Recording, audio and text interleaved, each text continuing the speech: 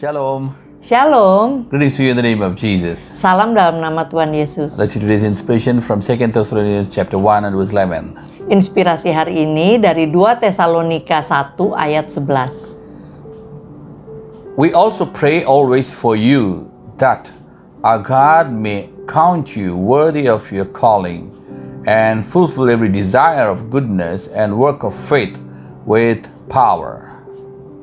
Karena itu kami senantiasa berdoa juga untuk kamu, supaya Allah kita menganggap kamu layak bagi panggilannya dan dengan kekuatannya menyempurnakan kehendakmu untuk berbuat baik dan menyempurnakan segala pekerjaan imanmu.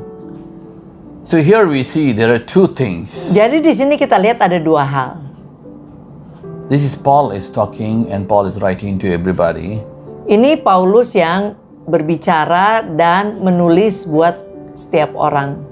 That God may count worthy of your calling. Bahwa Tuhan menganggap layak untuk panggilanmu. So everybody has got a purpose and a calling. Jadi setiap orang mempunyai tujuan dan panggilan. He's not addressing to the apostles or he's not addressing to somebody, but addressing to the whole world, to the whole believers. Dia bukan hanya menunjukkan pesannya kepada para rasul, tapi kepada seluruh dunia. So God count you worthy of certain calling. Jadi Tuhan menganggapmu layak untuk panggilan tertentu. So we need to understand what is our calling. Jadi kita perlu mengerti apa sebenarnya panggilan kita. The problem is we don't know our calling. That's in other words, we don't know our purpose. Why we are in the world. Masalahnya banyak orang nggak tahu panggilannya apa dan kenapa ada di dunia ini.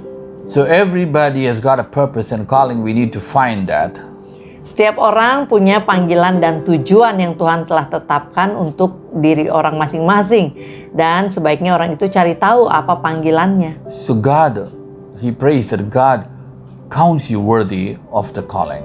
Dan Tuhan menganggapmu layak berharga untuk panggilan tersebut. Many people what they do? Banyak orang melakukan apa? Like Elijah. Seperti Elia. He's a great man of God. Elia adalah hamba Tuhan yang besar. He can bring fire on the soldiers and everybody 3 times. Bahkan 3 kali ia menurunkan api dari langit untuk melawan tentara-tentara yang datang. But when Jezebel threatened, Tetapi saat Isabel mengancam, he said, "Enough, Lord, I want to go back." dia katakan, "Dah cukup Tuhan, saya pulang aja." So in other words, he left an incomplete job. Jadi dengan kata lain, akhirnya memang pulang, tapi dengan keadaan pekerjaan yang belum tuntas. So God said, "Go and anoint 2 kings and a prophet, a successor for you, Elisha, who will complete the jobs."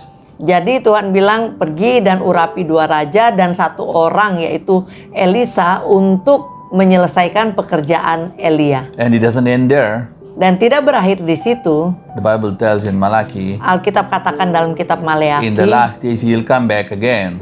bahwa di akhir zaman Elia akan kembali lagi. Why you leave an incomplete job? Kenapa kita harus meninggalkan pekerjaan yang tidak selesai? So here the Bible tells what? Jadi di sini Alkitab That he may katakan apa? count you worthy of your calling.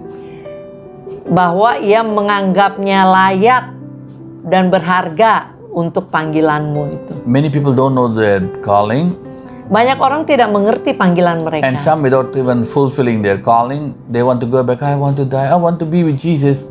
Malah sebagian udah nggak tahu panggilannya, nggak menggenapinya, dan aduh aku udah mau pulang, aku mau bersama Tuhan Yesus. The second thing he tells, Yang kedua dikatakan fulfill every desire untuk of faith. So whatever you have faith, fulfill with power.